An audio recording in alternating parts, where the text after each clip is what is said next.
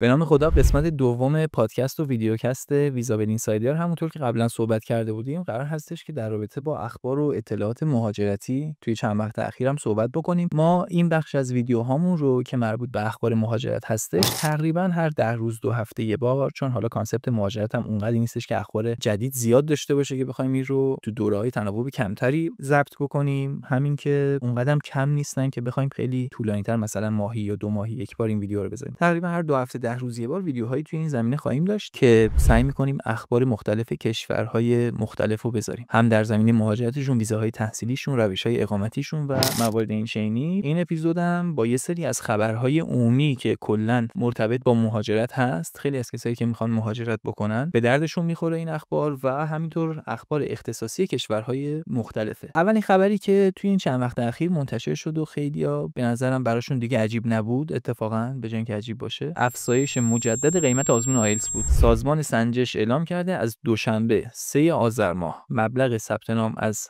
تقریبا 30 و خورده میلیون میشه 31,272,500 تومان که تقریبا تورمش حساب بکنید از مواد غذایی هم تو سالهای اخیر بیشتر بوده، یعنی بالاترین تورم میشه گفتش که همین ثبت نام آزمون آیلتس داشته که باز هم احتمالاً تا آخر امسال افزایش خواهد داشت، چون میدونید که الان توی آذر ماه هستیم، اولین تایم آزمون آیلتس توی بهمن ماه، تا برسه به اسفند ماه فکر میکنم که ممکنه بازم بیشتر بشه و این ثبت نام آزمون آیلتس واسه خیلی شده دردسر. یعنی تقریبا خیلی دیگه دارن تصمیم میگیرن آزمون‌های جایگزینی بدن، علیرغم اینکه آیلتس جامع‌ترین آزمون برای مهاجرت هستش و تقریبا همه کشورها آیلتسی که توی سنتر برگزار بشه رو قبول دارن، ولی خب به خاطر هزینه‌اش خیلی‌ها تصمیم میگیرن برن سراغ آزمون‌های دیگه و میرن سراغ دولینگو، میرن سراغ پی تی، تافل هوم ادیشن. البته ما خیلی تافل هوم ادیشن و دولینگو رو هیچ وقت پیشنهاد نکردیم. کشورهای خیلی معدودی هستن که قبول دارن و سازمان ای تی اس هم که برگزار کننده خود تافله، یه سری از کشورها رو مثل ایران و هند و چین و نپال رو مشخص کرده که اینا ممکنه مدارکشون مجعول باشه.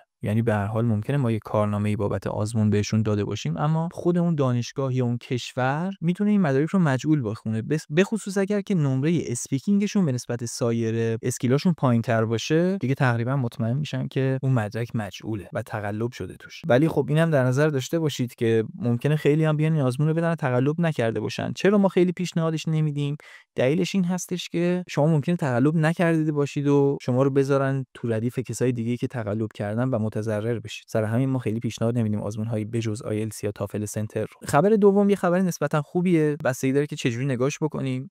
وزارت علوم اعلام کرده که دوره‌های کارشناسی ارشدی که تو ایران برگزار میشد به جای 2 سال شده 1 سال و ترم سوم اون دانشجوی کارشناسی ارشد میاد روی پایان نامه یا مقاله یا ریسرچش کار میکنه و دوره‌های دکترا هم از 4 سال قراره بشه 3 ساله و آزمون جامعه هم که قبلا اجباری بوده برداشته میشه و متقاضی میتونه یه مقاله یا پژوهش ارائه بده یا یه اختراع. اگر هیچ کدوم از اینا رو نتونست ارائه بده باید بره سراغ آزمون جامعه. خب این خیلی مناسبه برای کسایی که دو به شک بودن که من مثلا بیام توی ایران کارشناسیمو بخونم، برای کارشناسی ارشدمو بخونم، برای ارشد مجدد اقدام بکنم یا دکترامو بخونم، مثلا مقاله‌ای ندم که توی ریسرچ گیت و توی گوگل اسکالر و اینا ثبت نشه، بعدن هم نفهمن من گریجویت پی اچ دی هستم، دوباره بتونم پی اچ دی مجدد اقدام بکنم. دو به شک بودن که مثلا توی ایران بمونن نمونن، مثلا خیلی هنوز وسط تحصیل ارشد یا دکتراشون بودن نمیدونستن که ول بکنن ول نکنن و اینا. به نظرم الان دیگه میتونن با خیال راحت‌تری ول نکنن و ادامه بدن تحصیلشون. تایمش هم میخوره کوتاه‌تر شده و ممکنه برای ارشد مجدد یا دکترای مجدد بتونن راحت‌تر اقدام بکنن. یعنی یه نفر ممکن بود بگه آقا من حالا بیا برم 2 سال ارشد بخونم، معلوم نیست 2 سال بعد قیمت دلار و یورو و وضعیت مهاجرتی و اینا چجوری میشه. خب الان این شده 1 ساله، حداقل اون ریسک 1 سال میشه. تو اون 1 سال هم اگه بخواد ارشد مجدد اقدام بکنه یا دکترا اقدام بکنه میتونه کاراش رو آماده بکنه و مدارکش رو آماده بکنه، کار اپلیکیشن زدنش و مکاتبه کردنش رو انجام بده و اون 1 سال ارشدش که تو ایران تموم شدش بعد اقدام بکنه. برای این دسته از افراد میتونه گزینه مناسبی باشه. اما خبرهای عمومی رو بذاریم کنار، می‌خوایم در رابطه با اخبار کشور ایتالیا که خیلی هم خبر زیاد داره و کانادا، استرالیا و انگلستان صحبت بکنیم. خب اینا توی یه هفته 10 روز اخیر خبرشون به نسبت بقیه جا بیشتر بوده، به خصوص کشور ایتالیا. اولین خبری که اومد یک خبری بودش که سفارت ایتالیا توی ایران اعلام کرده با توجه به اقدامات سازمانی اخیر به صورت استثنایی امکان ثبت نام دانشگاه و درخواست وقت سفارت باز شده. البته اونم کلا 1 روز، دوشنبه 24 نوامبر که گذشت، از 9 صبح تا 11:59 از طریق سایت ویزامتریک. خب بالاخره بعد از اون همه اعتراضی که جلو در سفارت ایتالیا انجام شد و شما دفترمون هم بغل سفارت ایتالیاست، میدیدیم که چقدر جوون میان اونجا اعتراض میکنن و جلو در سفارت وای میستن و اینا دیگه به صرافت افتادن که یه وقت دهی انجام بدن و 70-80% کسایی که پذیرش و بورسی هم داشتن نرسیده بودن به وقت سفارت. حالا یه مرامی گذاشتن و یه روز وقت رو باز کردن، تقریبا هم هیچکی نتونست وقت بگیره. یعنی ما با همه اونایی که چه همکارامون بودن چه بچه‌ای بودن که می‌خواستن برای ایتالیا وقت بگیرن، همه میگفتن که ما وارد سایت شدیم و نتونستیم وقت بگیریم، یعنی از سایت پرت می‌شدن بیرون. من نمیدونم که اصلا چه فایده‌ای داشتش این وقت دادن ایتالیا. و خیلی دیرم این کارو انجام دادن. یعنی دانشگاه الان عمدتاً دیگه پذیرشایی که برای سال قبل صادر کردن خیلی هم معتبر نمیدونن که بشه باهاش اقدام کرد برای پذیرش گرفتن و خیلی اصلا آماده نبودن، چون خیلی یهویی هم اطلاع دادن و مثلا 2 هفته 3 هفته قبلش نبود. خیلی ها مدارکشون آماده نبود، تمکنشون آماده نبود، شرایط مناسبی نداشتن یا اصلا پذیرششون رو اکسپت نکرده بودن و دیگه اصلا نتونستن اقدام بکنن. می‌خواستن شاید نمیتونستن دیگه اقدام بکنن.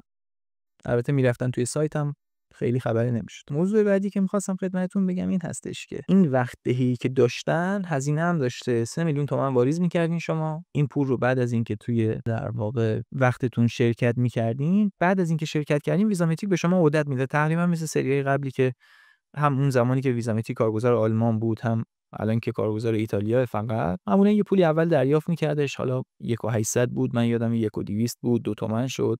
الانم که 3 تومن دریافت میکنه که وقت بده و بیاد اقدام بکنه برای وقت دهی. حالا اون کسی که اومد توی وقتش شرکت کردش، بعد از اینکه کارش انجام شدش، اون پول رو یه دونه شماره شبا میگیرن و پس میدن. خیلی از بانک‌های مثل سپه و انصار و قوامین و اینا هم قبول نداشتن واریزی از اون بانک‌ها رو، که اینم جالبه به خودش. یه بحثی که وجود داشته اینه که کسایی که ریجکت شده بودن امکان درخواست مجدد نداشتن. یعنی واقعا اگه شما ریجکت شدید دیگه ما برنده شما رو بررسی نمی‌کنیم. خیلی ها متاسفانه امسال ایتالیا ریجکت کرد برعکس سال‌های قبل و دیگه اونایی که ریجکت شده بودن نذاشتش که درخواست وقت سفارت بدن، فقط کسایی که قبلا وقت نداشتن. یه آمار خیلی جالبی در رابطه با ایتالیا اینه که توی سال 2022 من خاطرم هستش تا حدودی سفارت اصلا مصاحبه نداشت. یعنی کسایی که پذیرش میگرفتن مدارکشون آماده میکردن، میوردن این مدارک رو تحویل میدادن، چند وقت بعد ویزاشون میومد. توی 2023 تقریبا از هر 10 نفر 1-2 نفر رو دعوت به مصاحبه کردن و از اونها علاوه بر اینکه مدارکشون تحویل میگرفتن، مصاحبه هم میگرفتن که یکی از بچهای ما اتفاقا می‌خواست بره ایتالیا، مصاحبه داشت و براش عجیب بود که چرا من مصاحبه داشتم. توی سال 2024 تقریبا نصف کسایی که پذیرش گرفتن و برای ویزا اقدام کردن مصاحبه داشتن. تو 2025 تقریبا همه مصاحبه داشتن. 90% مصاحبه داشتن و هر سال داره تعداد کسایی که ازشون مصاحبه میگیره ایتالیا رو بیشتر کرده. تقریبا مطمئنم که توی 2026 از همه مصاحبه میگیره و شما بعد این بخش مصاحبه سفارت هم اضافه بکنید به مدارک دیگه‌ای که و شرایط دیگه‌ای که باید برای ویزای تحصیلی ایتالیا آماده بکنید. اما خود وزارت خارجه ایتالیا هم یه دونه بیانیه‌ای داده که این بیانیه هم جالبه. حالا ما یه دونه ویدیویی گذاشته بودیم توی اینستاگراممون چند وقت پیش که آقا این کشورهایی که تحصیل توشون رایگانه خیلی سخت‌تر شدن، احتمالاً دیگه به ایرانی‌ها ویزا ندن یا خیلی سخت‌تر بدن. بعد خیلی اومدن کامنت گذاشتن واسه ما که آقا نمیدونم اینا کشورهای استعمارگرن، هیچ وقت از نیروی کار و دانشجوی ارزان ایرانی دست نمیکشن و نمیدونم از این حرفا، از این کامنت‌ها گذاشتن. هنوز هم من همون حرفی که زدم و بهش معتقدم و الان اتفاقا این بیانیه وزارت خارجه ایتالیا شاید یه تاییدی رو حرف منم باشه که گفته ما امسال 4500 تا وقت دانشجویی دادیم. سفارت ایتالیا توی ایران میگه 4500 تا وقت دانشجویی دادیم، 25% از سال گذشته بیشتر بوده و گفته که اصلا این تقصیر ما نیستش که به خیلی‌ها وقت نمیرسه، انداخته گردن سایر کشورهای حوزه شنگن و گفته که این تقصیر سیاست‌های جذب دانشجو شهریه‌ای و همینطور وقتدهی کشورهای شنگن دیگه است توی ایران و خیلی از کشورهای دیگه‌ای که تقاضای زیادی برای مهاجرت به حوزه شنگن دارن و اونا سیاستاشون رو سختگیرانه کردن و درست ویزا نمیدن، پذیرش نمیدن یا خیلی گرونن دانشگاهاشون و همه میان سراغ ما و ما هم نمیتونیم همه رو هندل بکنیم. گفته که ما 4500 تا وقت دادیم، 25% از سال گذشته بیشتر بوده. این تقصیر سیاست‌های غلط جذب دانشجوی کشورهای شنگن هست که میان سمت ایتالیا. بالاخره ما هم ظرفیتی داریم و تقریبا می‌بینید همون چیزی رو گفته که ما حدود 1 ماه پیش توی پیج اینستاگراممون گفتیم و همه اومدن کامنت منفی گذاشتن که اینا از نیروی کار ارزون ایرانی دست نمیکشن و همیشه به ایرانی‌ها ویزا میدن و ایرانی‌ها بهترین کامیونیتی هم. بله، ایرانی‌ها بهترین کامیونیتی مهاجران تحصیلی ممکنه باشن، اما شرایط سیاسی و این کشورها هم خیلیشون گنجایش ندارن. حالا میتونید اون کامنتایی که واسه ما گذاشتید رو برید زیر پیج وزارت امور خارجه ایتالیا هم بذارید، ولی بعید میدونم خیلی تغییر ایجاد بکنه. موضوع بعدی هم که می‌خواستم خدمتتون بگم اینه که سفارت ایتالیا یه جورایی شونه خالی کرد. راستم میگه. شما الان هلند میاد، مثلا هلند و سوئد یا حتی انگلستان میان کلی پول میگیرن بابت دانشگاهشون، وقتی یاشون هم مشکل نداره، یه هفته 2 هفته بعضا 1 روزه میشه وقت سفارت گرفت، ویزا هم 10 12 15 20 روزه میاد ویزاشون. ما خودمون ویزایی که از هلند و سوئد گرفتیم 10 روزه، یا حتی انگلستان 10 روزه 20 روزه اومده. خب ایتالیا این همه متقاضی وقتش هم اومده بیشتر کرده، چون تقاضا خیلی زیاده واسش، خب نمیرسه دیگه چیکار بکنه. کلا هم ایتالیا سیستم اداری و بوروکراسی اداریش تقریبا مثل کشور خودمونه، خیلی نمیشه انتظار عجیب غریبی هم ازش داشت. بازم خبر داریم از ایتالیا، خبر اینه که یه آزمونی قرار بودش که جایگزین بکنن به اسم آزمون چنز. قرار بودش که یه آزمون جامعی باشه که دیگه نیاز نباشه یه نفر بره تولک بده، یه نفر بره SAT بده، یه نفر بره آیمت بده. اون چیزی که تو ذهنشون بود این بود که این آزمون جامع باشه، همه دانشگاه دیگه اینو بگیرن و سراغ آزمون دیگه نریم. اما خیلی از دانشگاه‌ها هنوز تولک میخوان یا SAT میخوان برای کارشناسی، بساز خودشون دارن میزنن. یعنی اون چیزی که تو ذهنشون بود که ما یه آزمونی بیاریم که جامع باشه و همه از اون طریق اقدام کنن تقریبا نشد. سایت دانشگاه رو الان چک بکنید، خیلیاشو اونایی که کالاشون باز شده میبینید که تقریبا پروسه جذب دانشجوشون تو مقطع کارشناسی دانشجو اینترنشنالشون مثل سال گذشته است و تغییر خاصی نداشته. و خبر بعدی از ایتالیا این که کال دانشگاه ماچارتا هم باز شده و متاسفانه بودجه خیلی کمی داره توی بورسیه استانی. اگرچه دانشگاه دولتی هست و بورسیه استانی داره، ولی بورسیه‌اش مشکل داره دیگه، فقط به اونایی که عدد ایزه خیلی پایینی دارن بورسیه میده. خب این ماچارتا دانشگاه دولتی هسته، شهریه‌اش هم مناسب، امکان دریافت بورسیه هم هست و تازه کالش هم باز شده. اگر کسی میخواد اپلای بکنه، پیشنهاد ما این است که اپلیکیشن بزنه، ولی حواسش باشه به این موضوع که خیلی شاید نتونه روی دریافت کامل بورسیه استانی حساب بکنه. این از اخبار ایتالیا. و اخبار ایتالیا تقریبا تموم شد، اونایی که توی یه هفته 10 روز اخیر اومده بود، و قراره که در رابطه با کانادا و استرالیا و انگلستان هم یه صحبتایی داشته باشیم. اول از همه کانادا دانشگاهش توی رنکینگ QS برای سال 2026 به ترتیب اعلام شدن. همونطور که قابل حدس بود، UofT دانشگاه تورنتو رنک 2 دنیا شد و اولین کانادا. UBC دانشگاه بریتیش کلمبیا رنک 2 کانادا و رنک 5 دنیا. دانشگاه مکگیل رنک 3 کانادا و رنک 9 دنیا.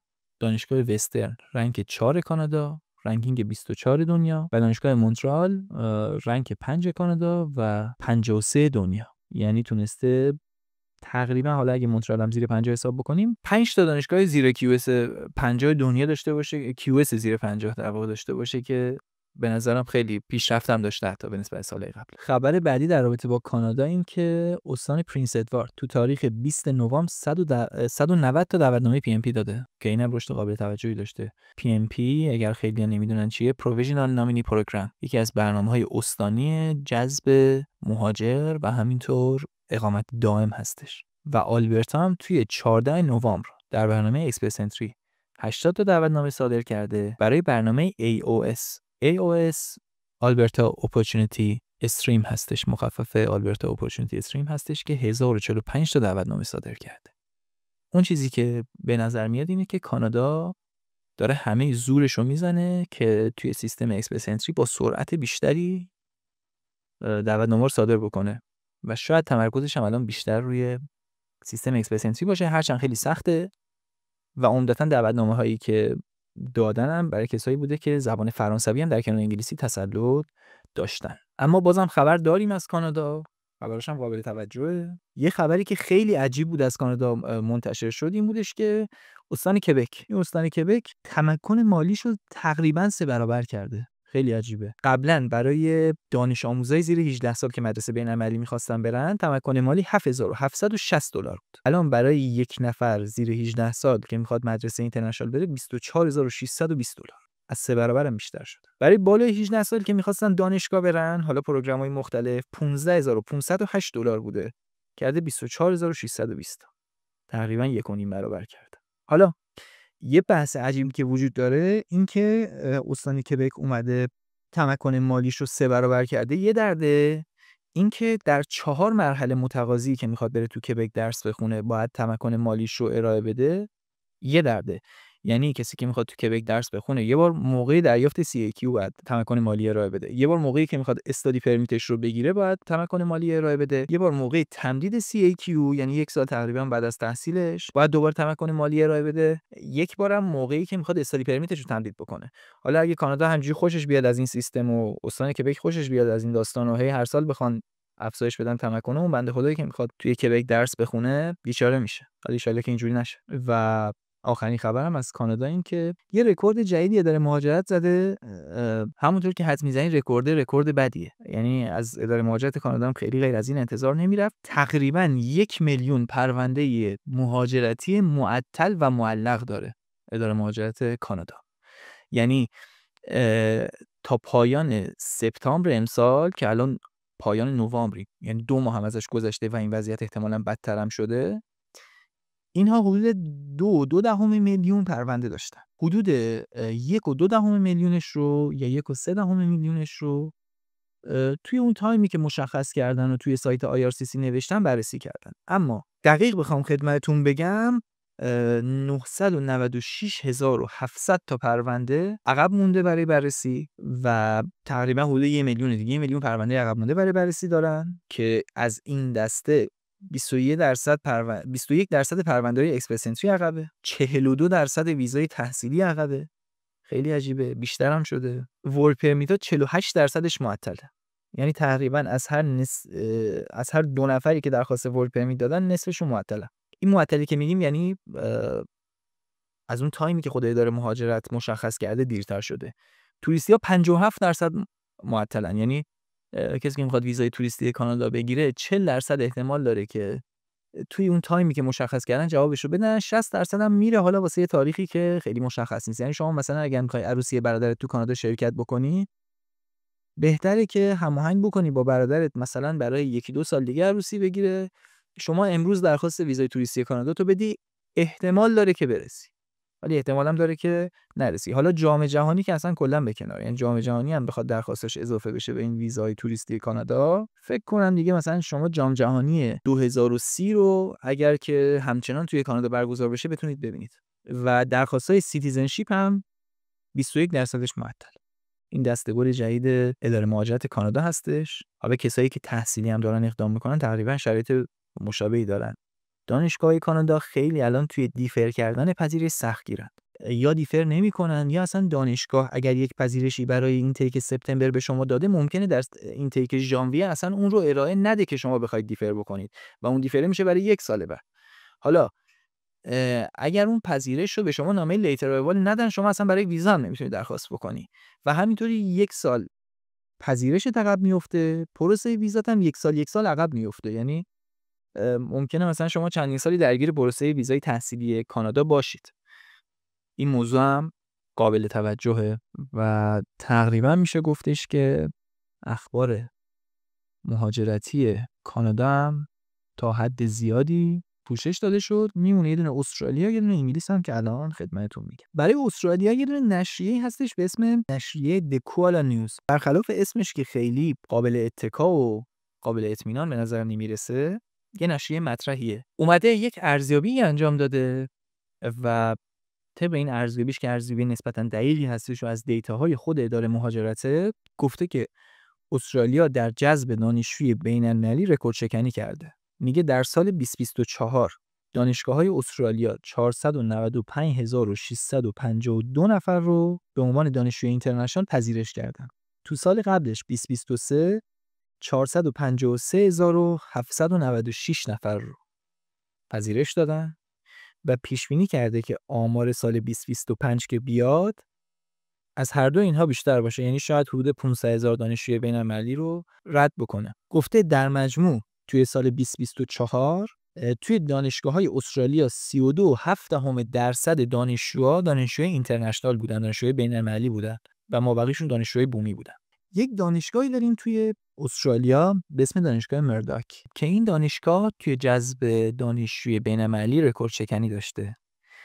این دانشگاه 57.4% درصد دانشجوهاش بین‌المللی هستند و بیشترین نسبت دانشجوی خارجی رو داره و عجیبه که دانشجوهای بین‌المللیش از دانشجوهای بومیش بیشتره تعدادش و اینم خب یه موضوعیه که قابل توجه. و آخرین خبرم از کشور انگلستانه. خب انگلستان میدونید که خیلی الان اخیراً تغییراتی داشته. یک بحثی که وجود داره این هستش که اومدن اعلام کردن دانشجوهای جدیدی که میخوان وارد شن هر چند سال انگلستان میاد قوانین مهاجرپذیریش رو به خصوص تو ویزای تحصیلی یه خورده سختگیرانه‌تر میکنه. کماکان یکی از بهترین گزینه‌ها برای تحصیل کردن به هر حال ارشد 1 ساله داره. به نسبت خیلی از کشورهای اروپایی که شهریه دارن به صرفه‌تر میفته و اون پست گریجویت ورک پرمیتش به نسبت خیلی از کشورهای دیگه طولانی‌تره، بیشتر به شما اجازه میده دنبال کار بگردین. اما چند سال پیش که اومد گفتش که آقا مقطع ارشدی که کورس بیس باشه و ریسرچ بیس نباشه، چقدر سین و شین داره، دیگه امکان درخواست ویزای همراه نداره و فقط اگر یک مستری ریسرچ بیس باشه شما میتونید درخواست ویزای همراه بدین، اونم تحت شرایطی. خب این باعث شد که خیلیا میل و رغبتشون به انگلستان کمتر بشه. حالا چند وقتیه، یعنی حدود 1-2 ماه پیش اعلام کرده که کلاً کسایی که میخوان بیان توی انگلستان تحصیل بکنن باید این بحث رو در نظر داشته باشن که اون پست گریجویت ورک پرمیتی که 2 ساله بوده، یعنی شما 1 سال درس میخونید 2 سال مهلت کار پیدا کردن داشتید و اسپانسر امپلوی پیدا کردن داشتید، قرار بشه 18 ماه و قبلا میشد با 5 سال کار کردن درخواست اقامتنامه و پرمننت رزیدنسی و بعدش پاسپورت داد، اونم قرار بشه 10 سال. یه بحثی که وجود داره اینه که این قانون هنوز به صورت کامل تصویب نشده و اجرایی هم نشد. اما معمولا این چیزایی که میگن و حرفش زده میشه به احتمال خیلی زیاد تصویب و نهایی هم میشه. خیلی از ایرانی‌ها یا حتی کامیونیتی کشورهای دیگه پتیشنایی دارن امضا میکنن که دولت جلوی این مورد رو بگیره، یعنی پست گریجویت ورک پرمیت 2 ساله بمونه و اقامت هم همچنان بعد 5 سال باشه. اما من بعید میدونم که خیلی مسئولای اداره مهاجرت و همینطور خود دولت انگلستان بیاد و بگه که آقا نه ما هنوز بعد 5 سال اقامت میدیم و 10 سالش نمی‌کنیم، چون خیلی تعداد مهاجرایی که اخیراً از کشورهای آسیایی و آفریقا جذب کرده داره زیاد میشه و اینا خیلی زودن به اقامت دائم و پاسپورت میرسن، یعنی میشن سیتیزن انگلستان و این الان چالشیه که دارن روش بحث میکنن. روی بازار کارشون تاثیر گذاشته، روی پیدا کردن مسکن تاثیر گذاشته، روی هزینه‌ها و تورم تاثیر گذاشته و من بعید میدونم این پتیشن امضا کردن‌ها خیلی به جایی برسه. یه خبر دیگه هم گفتن و اون این که شرایط جدید آزمون زبان انگلیسی رو برای ویزا و شهروندی اعلام کردن و گفتن که تنها نتایج آزمون‌هایی که توسط مراکز و ارائه دهندگان رسمی مثل PTE UKVI، IELTS UKVI، Language Cert و PSI برگزار میشه قابل قبول خواهند بود، هم برای پروسه ویزا هم برای پروسه دریافت سیتیزنشیپ. اگر که فکر میکنید خبری هستش که جا مونده و از دست ما در رفته، خبری که شاید به درد بقیه بخوره، من خواهشم این هستش که برامون کامنت بذارید، بهمون بگید. دوم این که به ما بگید که دوست دارید بیشتر اخبار کدوم کشورها رو براتون بگیم. ما احتمالاً 10 روز 2 هفته دیگه دوباره یک اپیزود دیگه برای اخبار مهاجرتی خواهیم داشت و ممنون میشم که پیج اینستاگرام ما رو فالو بکنید، ما رو توی یوتیوب سابسکرایب بکنید. هر سوالی داشتید، هر کمکی داشتید، ما در خدمتتون هستیم و امیدوارم که همگی روز خوبی داشته باشید. ممنون از همه شما.